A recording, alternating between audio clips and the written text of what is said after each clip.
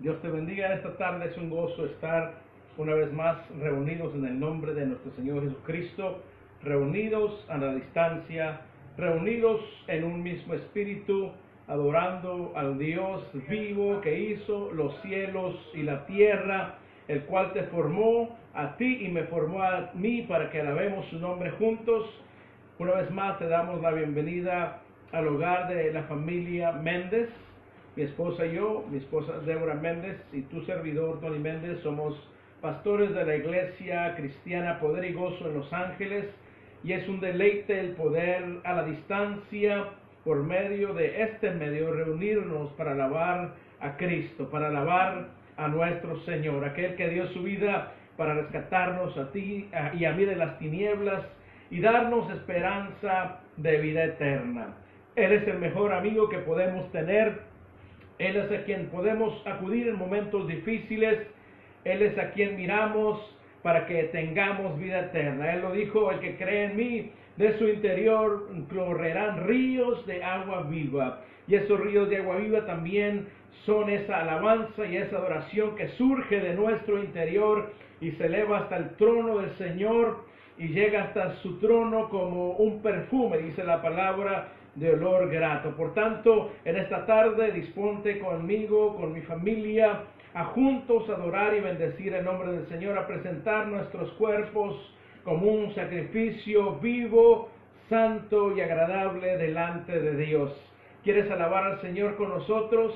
Te invitamos en esta tarde y vamos a cantar un canto de hace muchos años. Desde que yo estaba pequeño lo entonábamos. Lo recuerdo con mucho amor, con mucha devoción, porque es un himno muy hermoso que habla de lo sincero que es el amigo que tú y yo tenemos, el amigo que nunca cambia, el amigo que es Cristo Jesús, el amigo que siempre está para ayudarnos. Así que cantemos al Señor en esta tarde este canto que dice: hallé un buen amigo y Él es mi amado Salvador.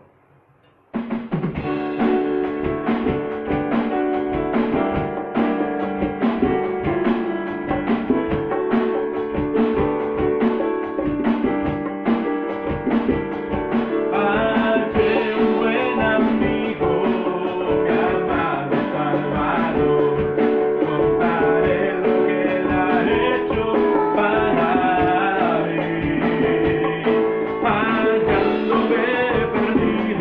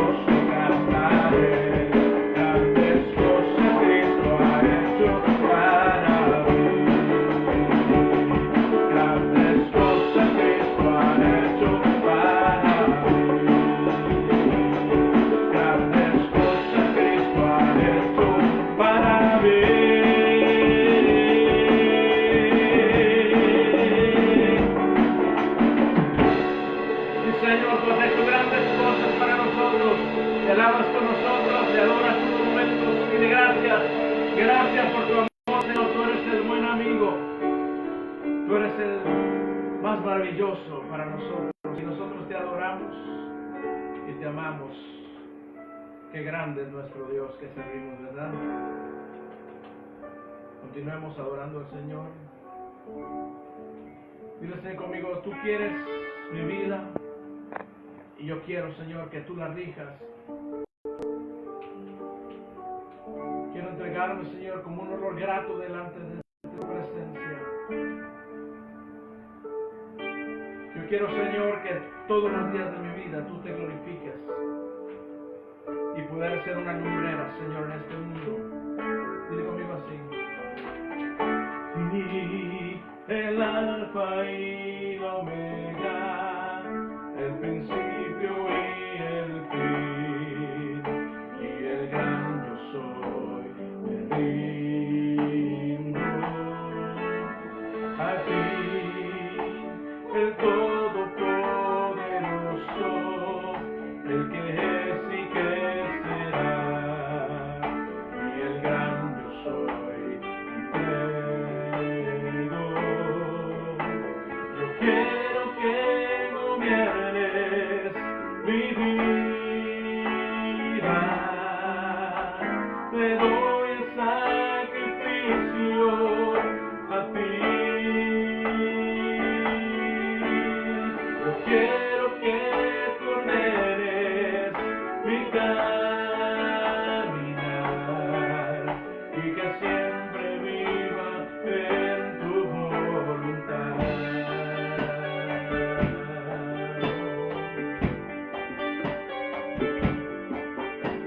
A ti, el alfa y la omega, el principio y el fin, y el gran yo soy, me rindo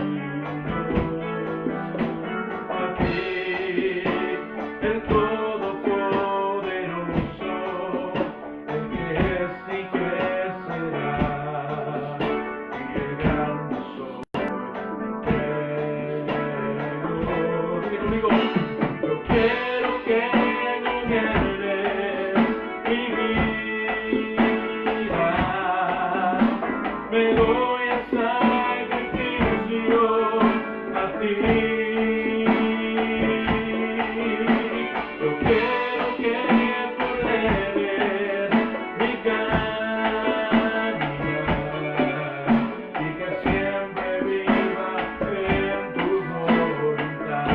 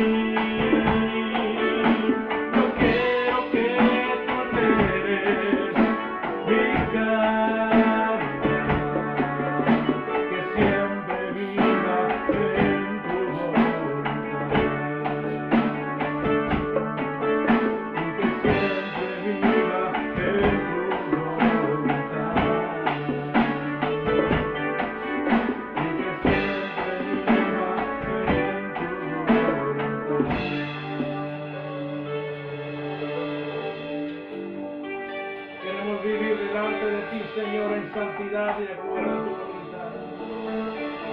Diga conmigo, quiero que gobiernes mi vida. Me doy en sacrificio a ti. Yo quiero que tú ordenes mi caminar y que siempre viva en tu voluntad. Yo me rindo a él. Yo me rindo a él. Todo a Cristo yo me entrego.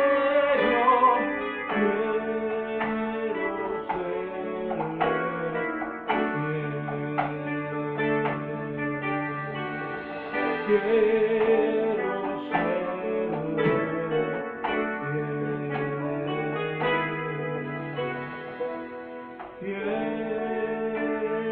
serle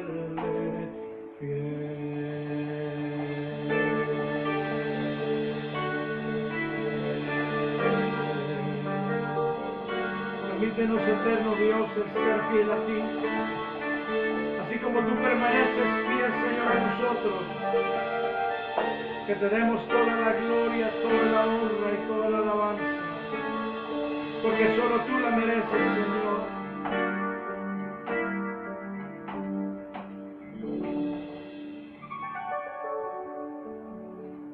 Te damos gracias, Señor. Glorifica su nombre, alábale con gozo, con alegría. Permite que te siga ministrando en esta tarde. Permite que su presencia esté contigo. Dale toda la honra y toda la gloria. Haz que Él sea el huésped principal en tu hogar. Que tú puedas bendecirlo junto con nosotros, así como lo estamos haciendo. Es un placer el bendecir el nombre del Señor. Es un gozo el que tú y yo nos reunamos para adorar su nombre. Iglesia Cristiana Poder y Gozo, amados hermanos, bienvenidos una vez más. Les extrañamos, pero sabemos que Dios está con cada uno de ustedes, al igual que con nosotros. Gracias a Dios por permitirnos adorar su nombre en esta tarde con todo nuestro corazón. Damos gloria a su nombre. Amado amigo, amiga, que sintonizas en esta tarde, recibe bendición de parte del Señor y te invitamos que lo sigas haciendo. No hay mejor cosa que poder alabar y bendecir el nombre de Dios, el nombre de nuestro Señor Jesucristo, que dio su vida por nosotros y que está siempre presente donde quiera que se le alaba. Adoramos a Cristo, bendecimos su nombre. En esta tarde quiero hablarte un poco de nuestro Señor y Salvador, quien cuando anduvo en esta tierra en su ministerio, Él enseñaba a través de parábolas que son instancias de la vida cotidiana, las cuales tienen un mensaje de salvación, un mensaje espiritual, un mensaje del reino de Dios. Cuando Cristo anduvo en esta tierra, llamó a sus discípulos y Él les enseñaba en parábolas. Esto fue anunciado desde el Antiguo Testamento a través de los profetas, los cuales decían que Cristo enseñaría por medio de parábolas para que aquellos que no son parte del reino de Dios no pudieran entenderlas. Es por eso que las parábolas que Cristo dejó en su palabra son entendidas cuando has sido nacido de nuevo, cuando el Espíritu Santo ha hecho morada en ti, cuando el Espíritu Santo es el que ilumina los ojos de nuestro entendimiento espiritual para que tú y yo podamos conocer al Cristo que se entregó por nosotros, conocer al Dios que hizo los cielos y la tierra de una mejor manera, conocer su voluntad para que podamos agradarle al hacerla. Y en ese proceso en el que tú y yo le conocemos y tratamos de agradarle, brillamos para Él. Damos testimonio al mundo de que Cristo es el Salvador y el Señor, que fuera de Él no hay nadie más, que Él es el único que es el camino y la verdad y la vida. Y nadie puede alcanzar la salvación si no es a través de Cristo Jesús. Jesús se encontraba en una instancia en la casa de Leví, a quien también conocemos como el apóstol o el profeta, el discípulo Mateo. Dice la palabra que Mateo era un recaudador de impuestos y él se encontraba en su lugar donde acudía el pueblo para rendir tributo a Roma. Y de acuerdo a la palabra, estos hombres eran odiados por los judíos, ya que ellos cobraban los impuestos para mandarlos a Roma, pero no solamente cobraban los impuestos, sino que cobraban un poquito más, cobraban sobre el impuesto para poder ellos ganar. Dice la palabra que estos hombres se volvían ricos a expensas del pueblo al cobrarles de más los impuestos que se mandaban a Roma. Pero Jesús, cuando iba con sus discípulos, miró a este hombre Leví, que también es Mateo, y le dijo: sígueme. Dice la palabra que al instante Mateo dejó su escritorio, dejó el lugar donde trabajaba y se dedicó a seguir a Cristo hasta la muerte. La palabra nos dice que él se levantó y lo dejó todo y seguía a Jesús junto con los demás discípulos. Vemos que el llamado de Jesús a este hombre fue más fuerte que las riquezas en su vida. Vemos que el Espíritu Santo hizo una obra en este hombre y no decidió más seguir añadiendo a su riqueza, sino que decidió dejarlo todo por seguir al Maestro, por seguir a Cristo Jesús. Y así nosotros también necesitamos entender que es mejor seguirlo a Él, porque Él tiene cuidado de nosotros. Es mejor seguirlo a Él porque Él conoce el futuro. Y ese futuro es glorioso en su presencia. Ve conmigo a Lucas capítulo 5, versos 36 al 39. Lucas capítulo 5, versos 36 al 39. Y vamos a dar lectura en esta tarde a la palabra de nuestro Dios. Lucas, una vez más, 5, 36 al 39. Dice la palabra del Señor de la siguiente manera: también les dijo una parábola, refiriéndose a Jesús. Nadie corta un pedazo de un vestido nuevo y lo pone en un vestido viejo, porque entonces romperá el nuevo, y el pedazo del nuevo no armonizará con el viejo. Y nadie echa vino nuevo en odres viejos, porque entonces el vino nuevo romperá los odres y se derramará, y los odres se perderán. Sino que el vino nuevo debe echarse en odres nuevos. Y nadie, después de beber vino añejo, desea vino nuevo, porque dice: el añejo es mejor.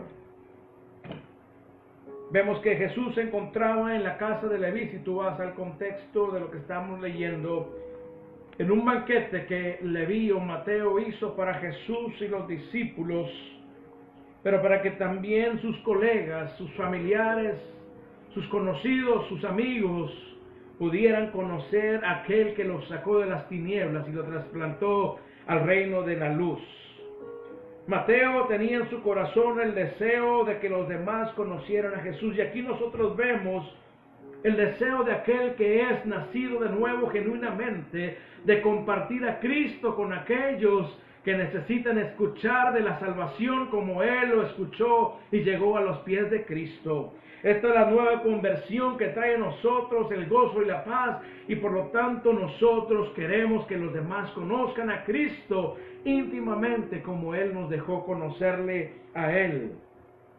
Así es que Mateo hace este banquete e invita a sus familiares, amigos, colegas, conocidos, pero también que allí vemos que se encontraban fariseos y escribas en ese banquete. Tú sabes, nosotros sabemos que los fariseos, los escribas, eran los supuestos líderes religiosos del pueblo. Y digo supuestos porque el mismo Cristo condenaba sus prácticas, que en lugar de acercar al pueblo les ponían cargas, las cuales ni ellos mismos podían llevar. Ellos se apegaban tanto a la ley que se olvidaban de la misericordia, se olvidaban de la gracia de Dios. Y estos hombres estaban allí criticando, estaban allí para apuntar el dedo a Jesús y a los discípulos, en lugar de que estos líderes espirituales se encontraran contentos, alegres de que otra alma había venido al reino de los cielos. En vez de hacer esto, ellos estaban siempre a la expectativa de cómo prender a Jesús y de cómo minar su doctrina, cómo minar su ministerio. Ellos, en vez de regocijarse por esto, se encontraban criticando a Jesús y a sus discípulos y decían: ¿cómo es posible que este hombre, llamándose un maestro, y sus seguidores puedan sentarse con estos pecadores? Imagínate en qué se encontraban los líderes religiosos en el tiempo de Jesús. Ellos estaban criticando a Jesús por sentarse con los pecadores. Y muchas veces podemos nosotros admirarnos de lo que hicieron los líderes religiosos del pueblo, pero muchas veces tú y yo actuamos así. Y muchas veces nos creemos tan santos que no queremos mezclarnos con los pecadores. Muchas veces nos creemos tan santos que cuando entra a la iglesia alguien mal vestido, mal vestida, comenzamos a criticarnos sabiendo que no conocen a Cristo, que no son salvos. Tristemente hemos escuchado testimonios de personas que estuvieron en una iglesia, pero que la gente los miraba de reojo, los miraba por encima del hombro, porque no alcanzaron el nivel espiritual de ellos. He escuchado incluso de amigos, de compañeros de trabajo, cómo se fueron de una iglesia lastimados porque les dijeron: aquí no puedes entrar con pantalón, aquí no puedes entrar con make-up, no puedes entrar con el pelo pintado ni cortado. Cuando Cristo quiere que amemos a los pecadores, si realmente vamos a odiar el pecado si estamos buscando la santidad, pero un signo de el que es salvo y mora Cristo en su corazón es que ama al pecador por encima de su pecado. Y esto es lo que Cristo trata de enseñar. Estos hombres estaban condenando a Cristo por sentarse con pecadores, cuando Cristo, dice la palabra en Lucas 19:10, mi verso favorito desde que soy niño, porque el Hijo del Hombre vino a buscar y a salvar lo que se había perdido. Y Cristo, escuchando el comentario de estos hombres, les responde: los sanos no tienen necesidad de médico, sino los que están enfermos. Y continúa Cristo diciéndoles: no he venido a llamar a justos, sino a pecadores al arrepentimiento.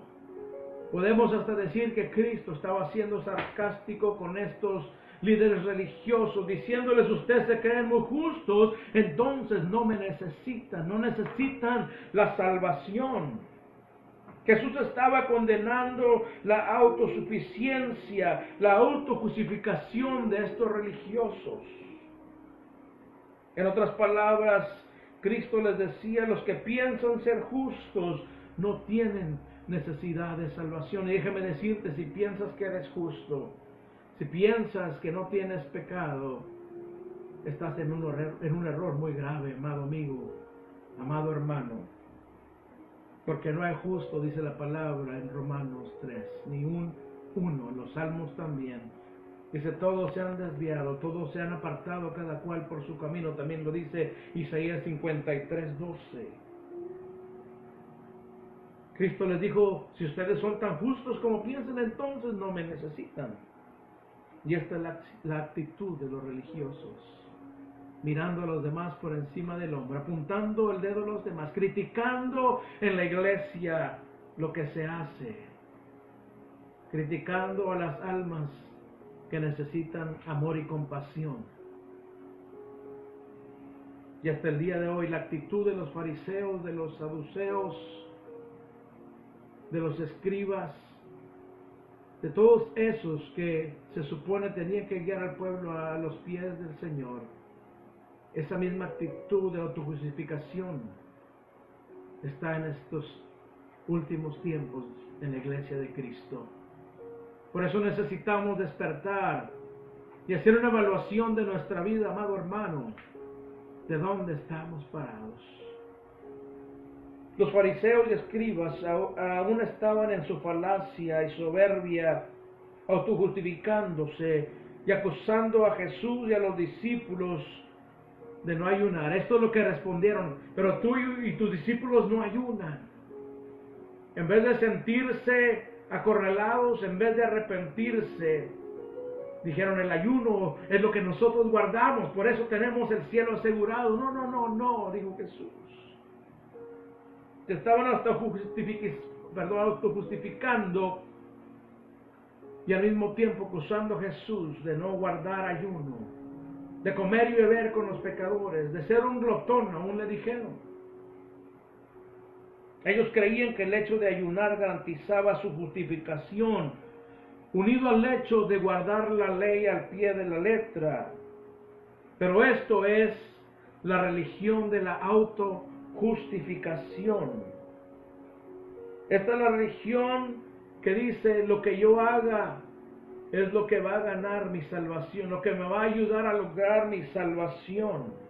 Lo que yo haga lo suficiente para ganar entrada al reino de los cielos es lo que tengo que hacer.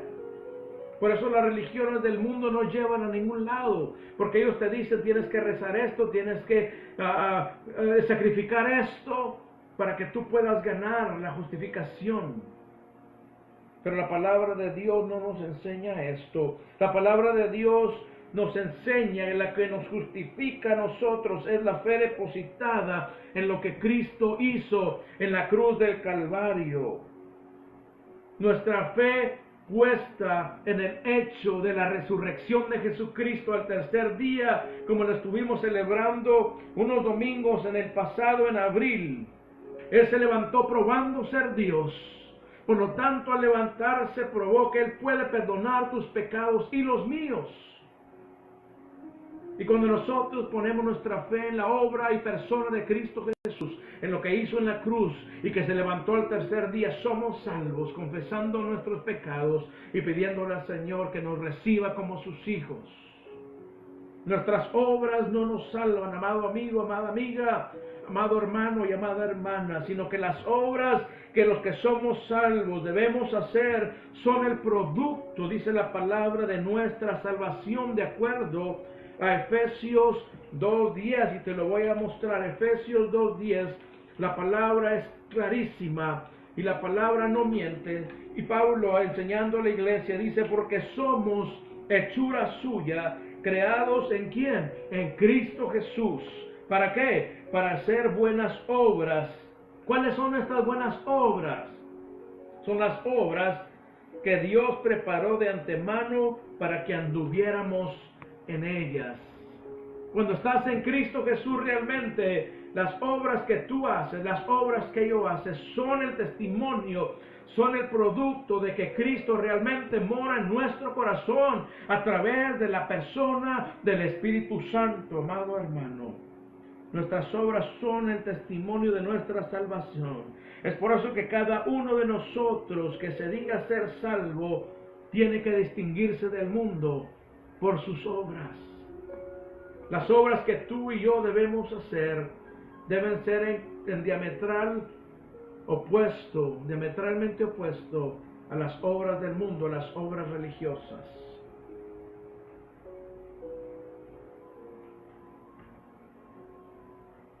Cristo, escuchando a estos hombres criticar, escuchando a estos hombres apuntarle el dedo y decirle: tú no ayunas ni tus discípulos, pero nosotros sí ayunamos, tenemos la salvación asegurada.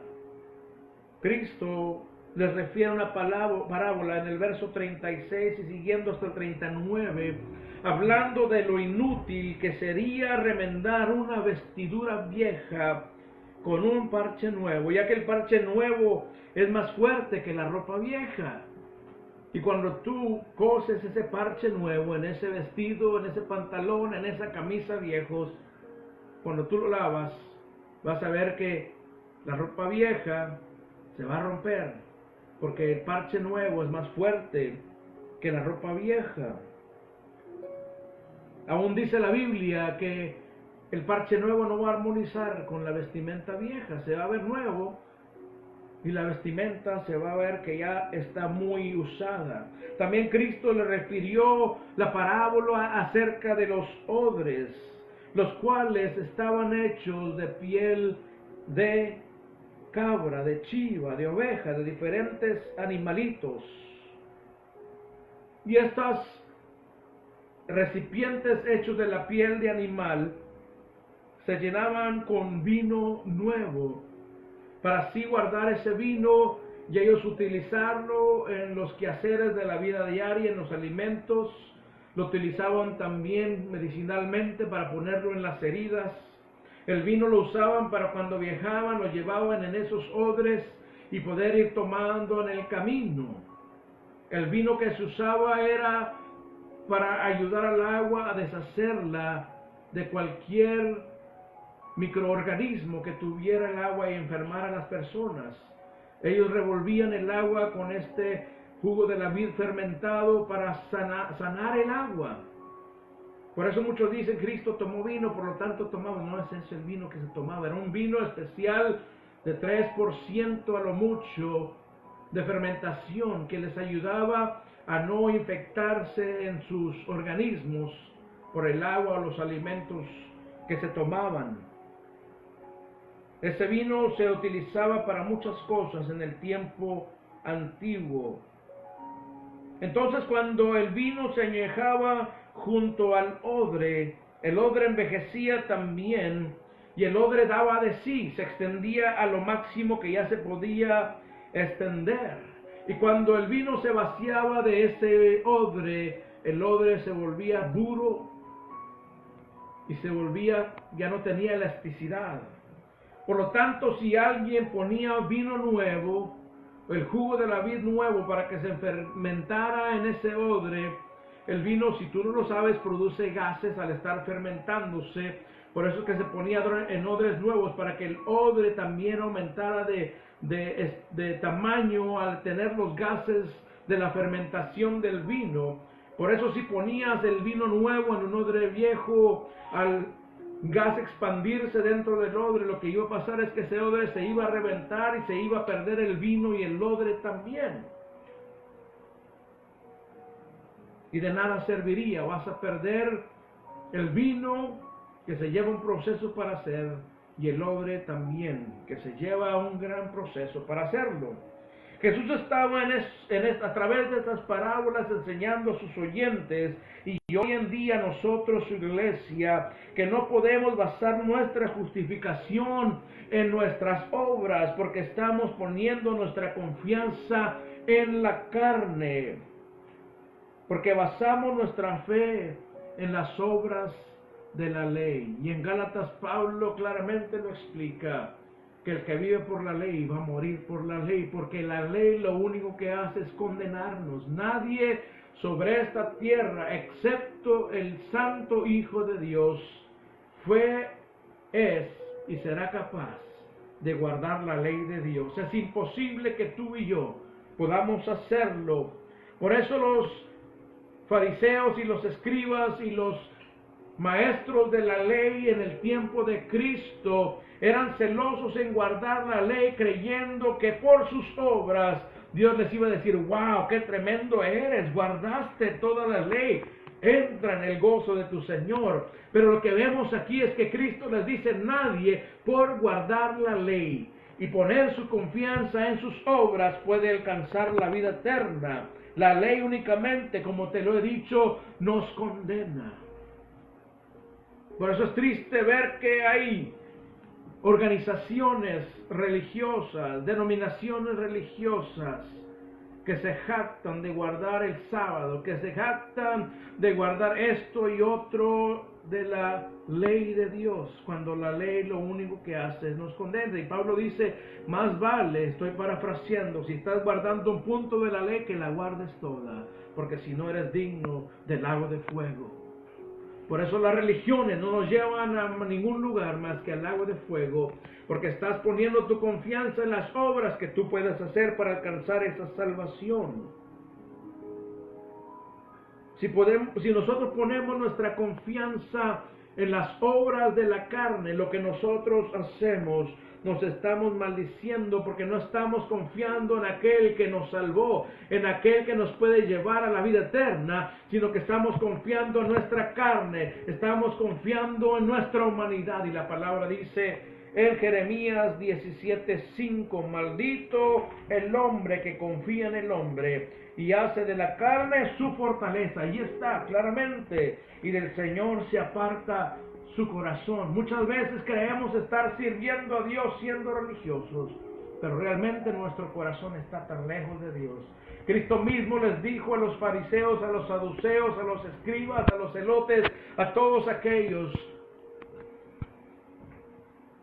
que enseñaban al pueblo, les dijo, este pueblo de labios me honra, pero su corazón está lejos de mí. Y Pablo en Filipenses 3:9 nos declara cuál debe ser la actitud correcta para que tú y yo alcancemos la salvación. Dice Pablo, debemos ser hallados en Cristo, no teniendo nuestra propia justicia derivada de las obras de la carne, sino la justicia que se deriva de la fe en Cristo. Pablo lo dice en Romanos, el justo por su fe vivirá. Es lo que pasó con Abraham. Y esto es lo que Jesús estaba tratando de enseñar en esta parábola que él refería a los líderes religiosos, a los discípulos y a aquellos que estaban en ese recinto, en esa ocasión, en ese banquete que se le dio a Cristo de parte de Mateo.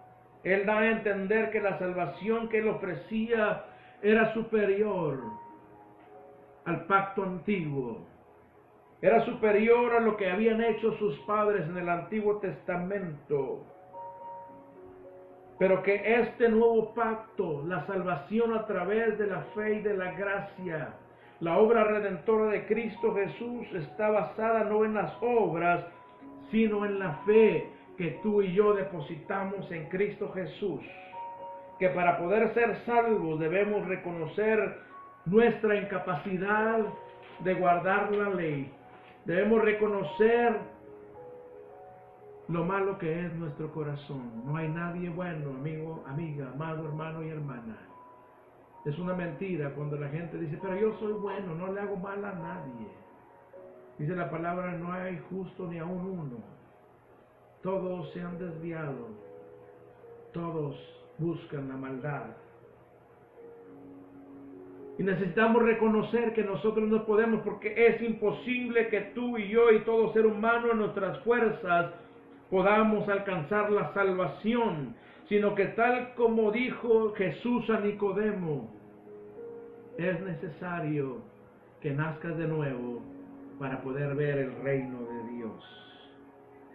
Es necesario nacer de nuevo poniendo nuestra confianza en la obra y persona de Cristo Jesús, siendo así justificados, aceptados a la familia de Dios y hechos a la imagen preciosa de Cristo Jesús, haciendo las obras que Dios preparó de antemano para que tú y yo andemos en ellas, de acuerdo a la voluntad de aquel que nos llamó de las tinieblas a su luz admirable, y así anunciar sus virtudes, dar testimonio de lo que Él hizo en ti y lo que hizo en mí. Ese es el trabajo, la comisión de la iglesia de Cristo, que anunciemos las buenas nuevas no solamente de palabras, sino con nuestros hechos. Y no podemos ser religiosos. No podemos ver a la gente de reojo. No podemos apuntarle el dedo a los demás y decir, este es un pecador, esta es una pecadora. Sino que si miramos a alguien faltándole a Dios, interceder por esa persona, amarle y llegar ante Él y decir, hermano, hermana, he visto esto y necesitamos orar. Yo quiero estar contigo unido para que juntos lleguemos a la presencia del Señor. El religioso apunta el dedo. Y como muchas veces lo hacemos, cuando apuntas el dedo, hay tres apuntándote a ti y demás. Cuando nosotros nos creemos justos, comenzamos a renegar de las cosas que Dios hace. Comenzamos a renegar de aquellos a quien Dios levanta también muchas veces, diciendo, yo tengo más tiempo, ¿y por qué Dios lo escogió a él o a ella? ¿Quiénes somos nosotros para decirle al alfarero, no hagas de mí esta vasija? Necesitamos nosotros venir ante su presencia con un corazón contrito y humillado, reconociendo nuestra inhabilidad para alcanzar la salvación, nacer de nuevo para que Dios deposite su Espíritu en nosotros. Pero esto se logra, amado amigo, amiga, hermano y hermana, a través de la presencia del Espíritu Santo en la vida del ser humano. Y la única forma en que el Espíritu Santo pueda llegar a ti y a mí es cuando Cristo nos transforma por su sangre preciosa vertida en la cruz.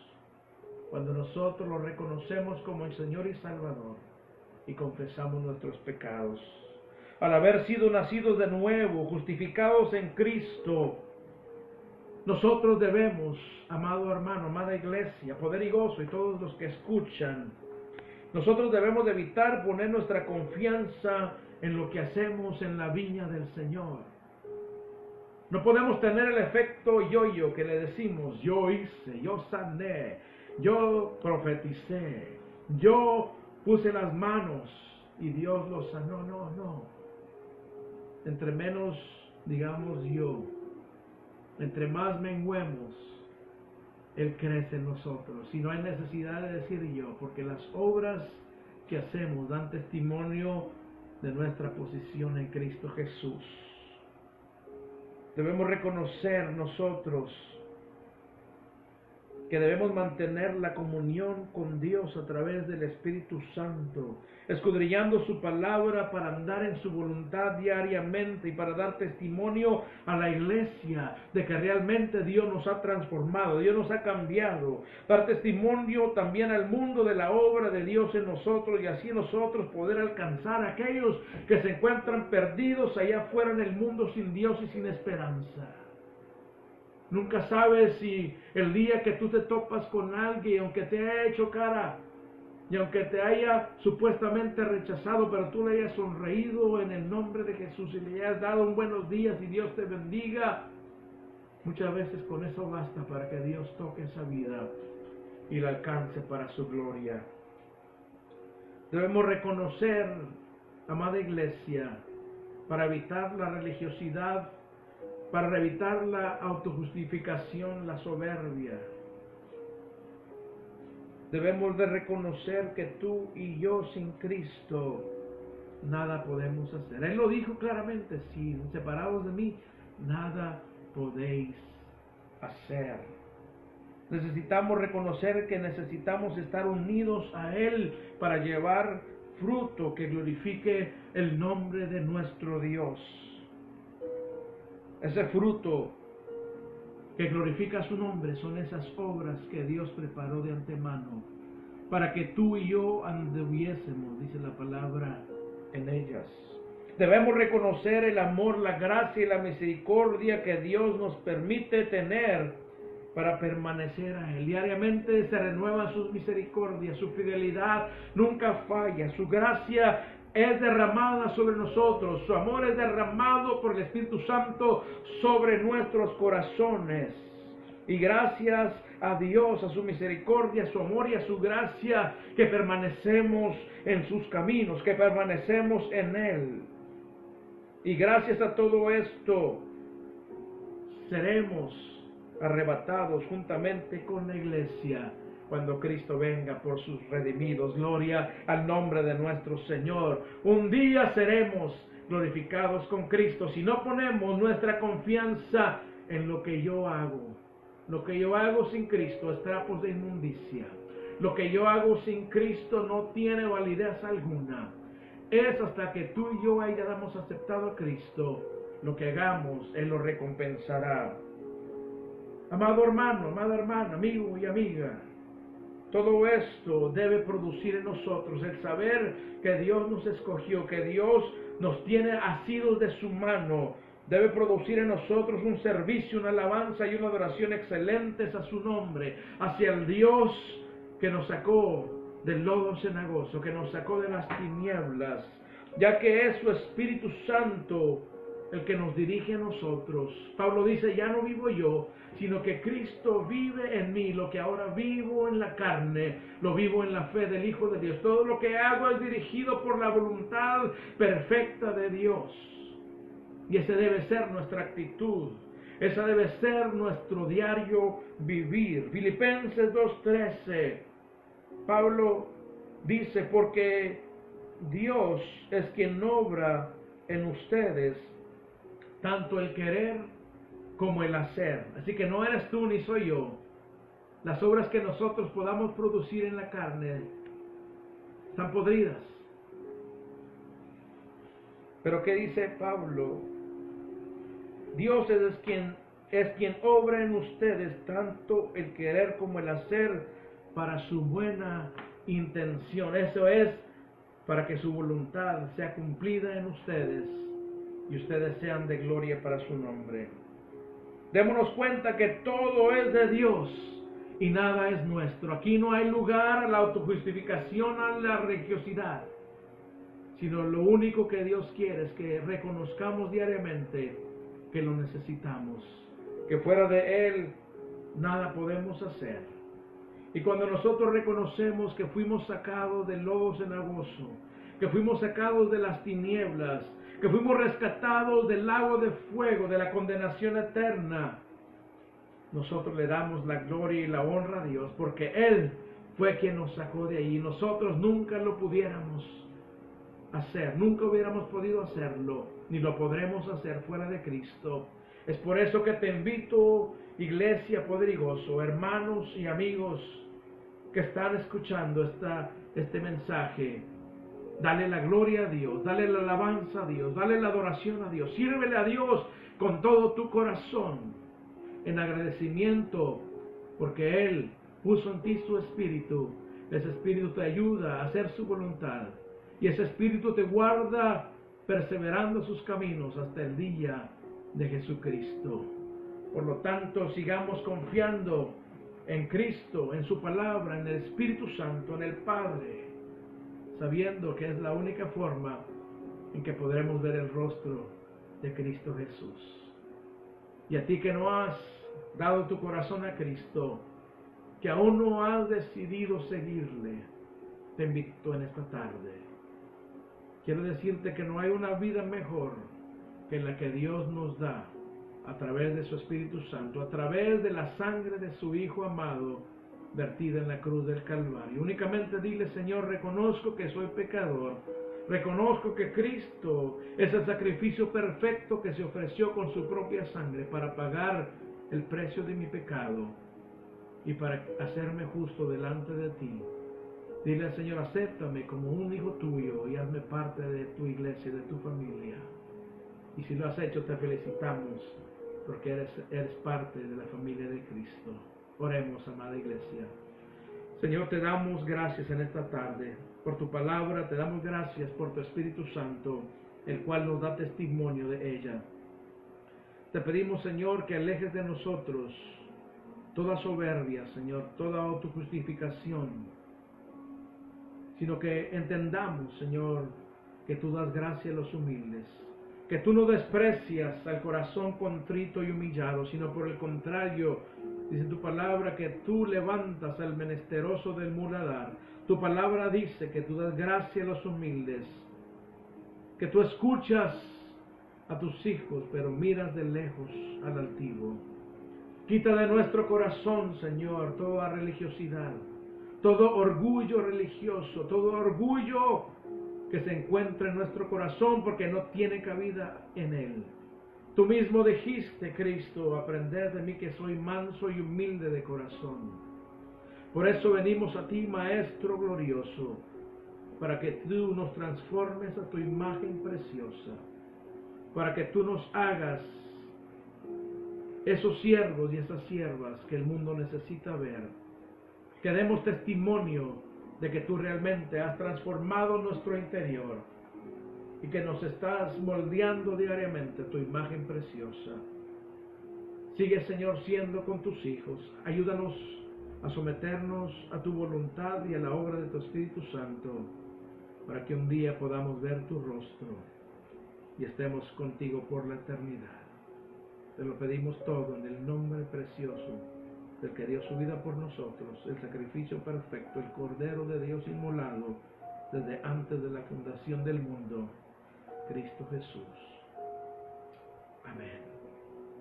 Amado hermano, es un gozo el haber compartido contigo esta palabra. Espero que esta palabra haya llenado tu corazón, que esta palabra haya movido tu interior y que esta palabra siga ministrando tu vida durante el resto de esta semana. Nuestros deseos es que el Señor te siga guardando, protegiendo y proveyendo para tus necesidades. Ahora que el amor del Padre y la paz de su Hijo Jesucristo y la comunión de su Santo Espíritu sea con cada uno de ustedes. Te invito que cantes conmigo un canto y así cerramos este tiempo. Cerramos con un broche de oro, como decimos, pidiéndole al Señor que Él nos transforme, que Él nos cambie, que Él nos ayude a ser más como Él.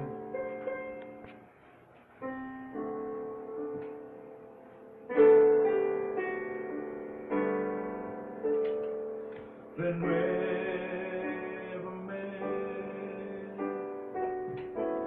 Señor Jesús. Ya no quiero ser igual. Renuévame, Señor Jesús.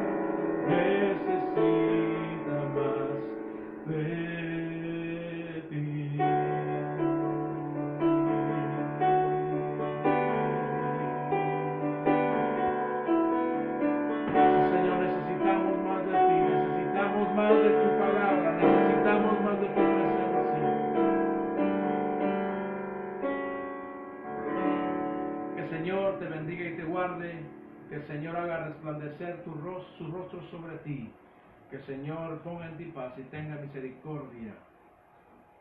Te vemos en el próximo servicio. Dios les bendiga, Dios les guarde. Les amamos, reciban un saludo de la familia Méndez. Hasta pronto.